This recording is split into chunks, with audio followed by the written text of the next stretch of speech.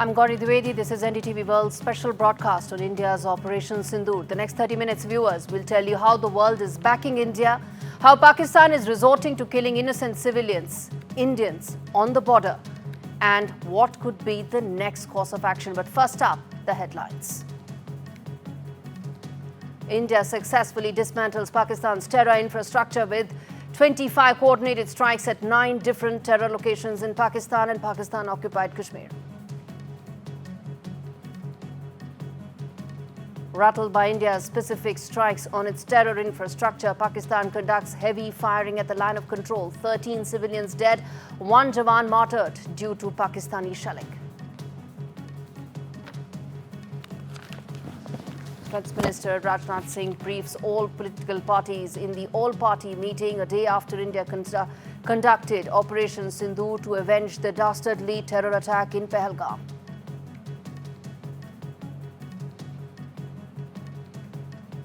We get along with both the countries very well, good relationships with both, and I want to see it stop. And if I can do anything to help, I will be there. The world backs India after it conducted Operation Sindoor and asked both sides to now exercise restraint. Global leaders like Rishi Sunak have supported India's right to defend, while US President Donald Trump has offered whatever help he can give. India remains on high alert a day after it conducted mock drills after 54 years to prepare its citizens. 27 airports across all major border towns and states in India remain closed till the 10th of May.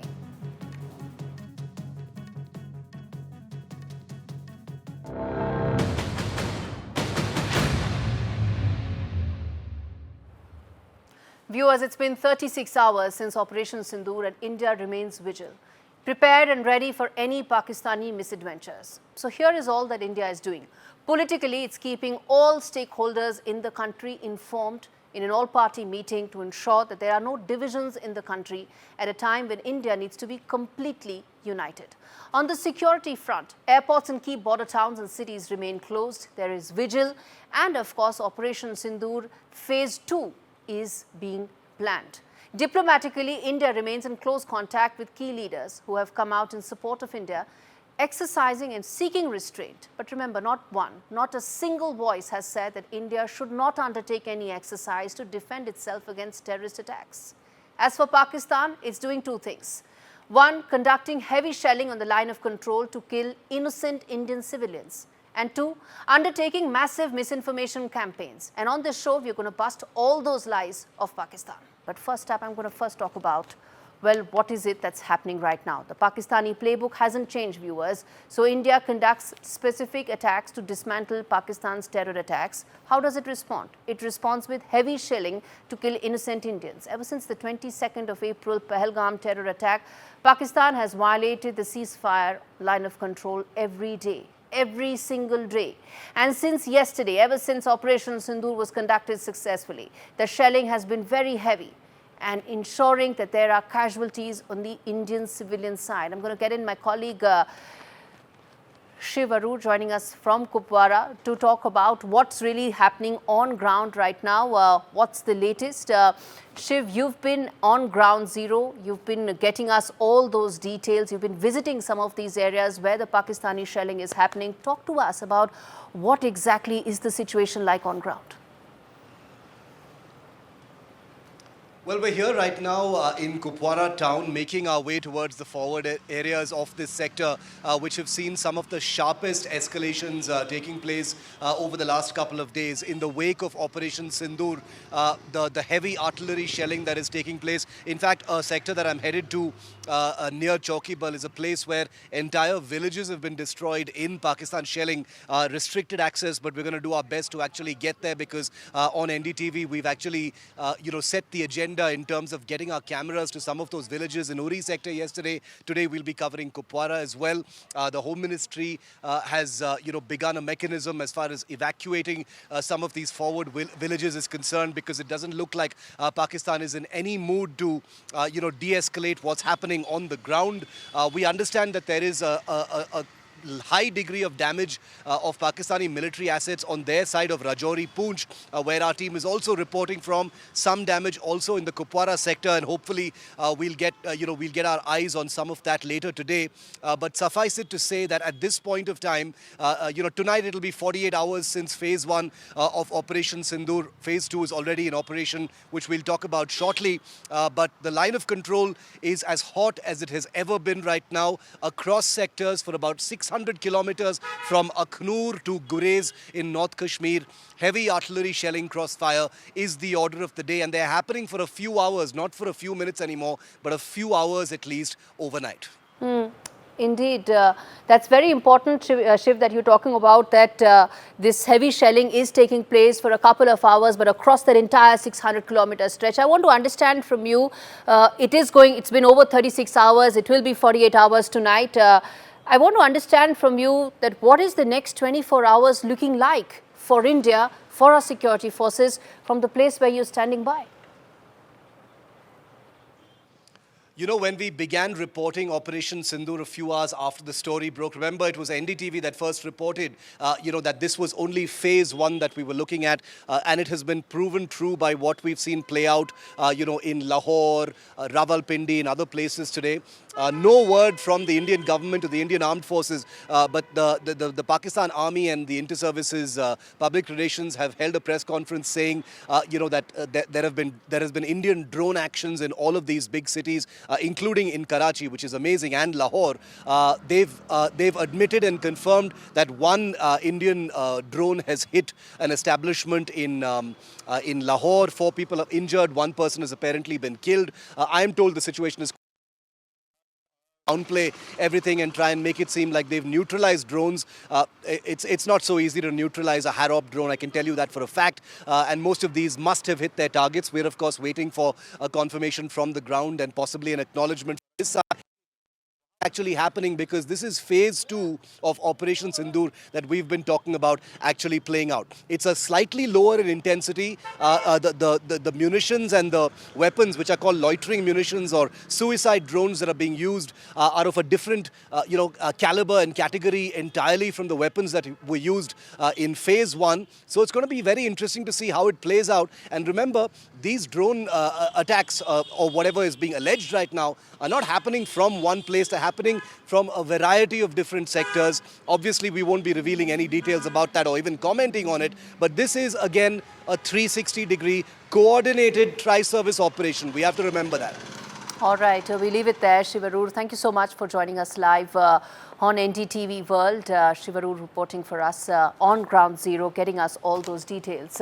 Now, viewers, Shiv mentioned about the Operation Sindoor phase 1 being over. What was that all about? What were the strikes that India hit? What were the specific targets? Let's put that out for our viewers to really understand those 9 locations. What were they all about? On your screens.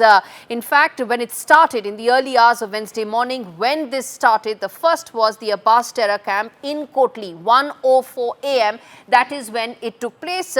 This is the nerve center for the Lashkar-e-Taiba when it comes to training suicide bombers.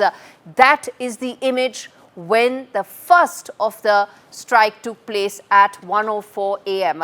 The next one was at the Lashkar camp at Muridke. This happened a couple of minutes later at about 1:06. Remember, these are very precise strikes that take place. Every second, every minute is actually accounted for, which is why we are giving you those specific timings. Lashkar camp at Muridke, this is the largest training center. Those satellite images tell you the sprawling complex that exists there, the hundreds and thousands of Lashkar terrorists that have been trained here at this camp.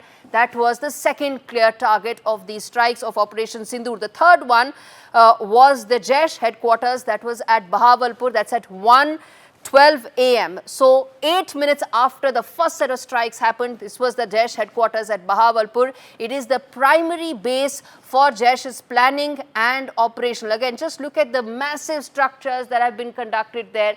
This is in Pakistani side. Are they trying to tell anybody in the world that they had no idea, evidence about these structures that existed for so long, training hundreds and thousands of radicalized terrorists out there to only cause mayhem? This was the next target. The next one was The terror camp at Sialkot, 1:15 a.m. This was the logistics hub for the cross-border terrorism that has been happening there. This was a key logistic hub. This camp, with the help from Pakistan's ISI, Deep State, actually funneled terrorists into the Jammu side of the Jammu Kashmir in India. So this was that particular hub from where that infiltration attempts keep happening, which is why this was such a key target for the Indian forces. Next is the terror camp at Muzaffarabad. This was at 1:17 a.m. and this of course was another sprawling complex that has been used for training, arms storage, ammunition, and also housing LET commanders. Remember viewers, I am saying this multiple times, sprawling complexes, big facilities. That tells you that if this is what the extent of infrastructure was, why is it that the Pakistani side never acted on it? Because they are part and complicit of this terror infrastructure that has been going on. Let's move ahead. The terror camp at Bhimber, that was the next one. A crucial training and recruitment place where 40 to 50 active terrorists were there, and it actually served as a key launch pad that was there. These are all satellite images, so nobody turns around and asks, proof kya hai, evidence kya hai? None of those questions can come up now. Next terror camp that was in fact blasted was the Chakamru one, which was at 1:22 a.m. This was a tactical launching pad that taken out that is usually used when it comes to pushing terrorists into India. That you can see on the map where that exists, allowing for infiltrators and infiltration attempts to actually happen. Then there is the Gulpur one, the Muridke one, all of them, we can put that out. First the Gulpur one and then the Muridke one, which happened, the last one at 1:28 a.m. This is how those 9 specific locations were targeted. Operation Sindoor, the message being very clear, no civilian casualties, no military installations, but the terror camps, the terror infrastructure being targeted with these strikes. Okay, now let's move ahead. Let's now talk about the kind of international support that has come in for India ever since this attack happened. The Pahalgam terror attack itself saw a lot of international condemnation against Pakistan and support for India. Every one of the large leaders in the world, large countries, backed India's right to defend itself. Before I take you through some of those important reactions, I want to first play out President Trump's bite and soundbite where he talked about the India-Pakistan issue that is currently happening and what he and America thinks about it. My position is I get along with both. I know both very well, and I want to see them work it out. I want to see them stop. And hopefully they can stop now. They've gone tit for tat, so hopefully they can stop now. But I know both. We get along with both the countries very well, good relationships with both, and I want to see it stop. And if I can do anything to help, I will be there. All right, let's play that out, some of those reactions. First up, of course, President Trump, you heard that soundbite, but it's important to put that out for our viewers. We get along with both countries, he said that. And then, of course, he also talked about how if President Trump can do anything to help, he will. Of course, you know, these are also methods to ensure that back-channel lines of communications continue to exist, which is why this messaging is important. Next up is former Prime Minister of UK, Rishi Sunak, a man who's embraced his religion, his roots, his culture very significantly, and who speaks his mind out and very strongly about India. He said that India is justified in striking the terrorist infrastructure that it did. That is, of course, a strong word coming in from Rishi Sunak, the former Prime Minister of UK. Next up is Priti Patel, another very prominent voice in the UK, talking about India, talking about issues that impact India, and a very powerful voice there who says that UK must work with Indian friends to tackle the terrorist threats, talking about how UK-India relationship needs to have security as one of its key pillars to talk about. The next is the Foreign Minister from France. He said that exercising restraint, something that is on expected lines. But viewers, I'm going to come back and tell you why restraint is something that's a huge diplomatic win, because I want to first play out some of these sound bites and then we're going to talk about why restraint is actually a huge diplomatic win for India, some of these comments around restraint. Next is the one from Germany, again, escalation must be prevented, talking about restraint, and then how civilians must be protected. The line of control, the heavy shelling that Pakistan has been doing, where innocent civilians, including one army jawan, has been hit and has been killed. is something that Germany is referring to here. Then there is the Israeli support. There's a strong support coming in that India's right to self-defense. The Deputy Prime Minister of UAE saying avoid escalation that could threaten peace. Then there is the Russian response coming in, again talking about how there should not be any confrontation, given the fact that India does have nuclear neighbors on both sides. And the last one, of course, is Geert Wilders, who's talked about how Kashmir is 100% Indian, something that India has been talking about all along. We don't want mediation. We don't want any third party. Kashmir belongs to India, whole of Kashmir, and every inch that is occupied by Pakistan also, which is why this is an important support. Now, before I move forward, I'm going to tell you why restraint is so important. Not a single voice has said that the Indus Water Treaty being now suspended by India is bad. Not a single voice saying that any measures that India has taken so far, they have reacted to any of that. Why? Because they understand India's need to defend itself territorially, militarily, to keep its interests protected, which is why restraint is such a diplomatic win for India.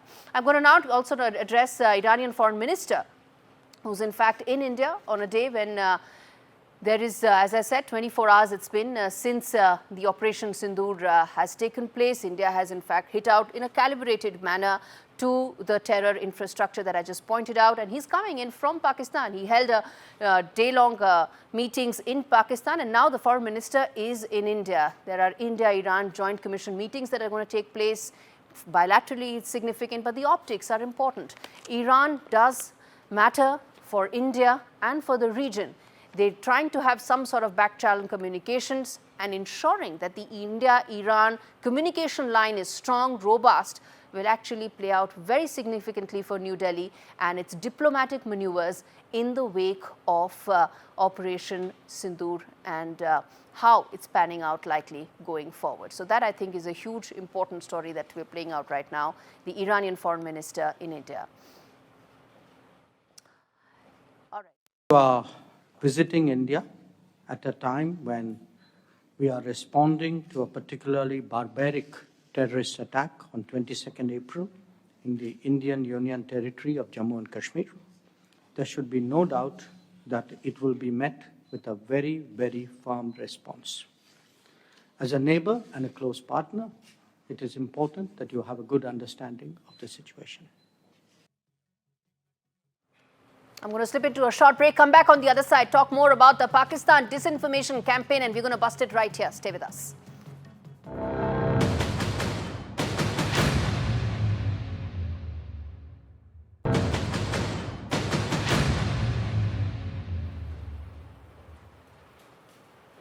Pakistan's full-blown disinformation offensive is going to be busted right here, because it's nothing but a desperate attempt to shift the focus and control the narrative with a barrage of lies and nothing but digital theatrics. India's Operation Sindoor was a success. It targeted the terror infrastructure. Red-faced Pakistan comes up with what it can do always, which is the disinformation campaign. And we're going to bust it right here. Let's first start with the first thing that they put out, the video that they have put out by Pakistani handlers that has come in. These are being fact-checked. These are being fact-checked by the government of India. And there you can see the video that has been shared by Pakistani handlers shows of some sort of an airbase here, which has been rejected by India and has been, and that's why we're stamping it as fake. The next other fake news that they have come out with, there you can see Pakistan's military base strikes the military base in India.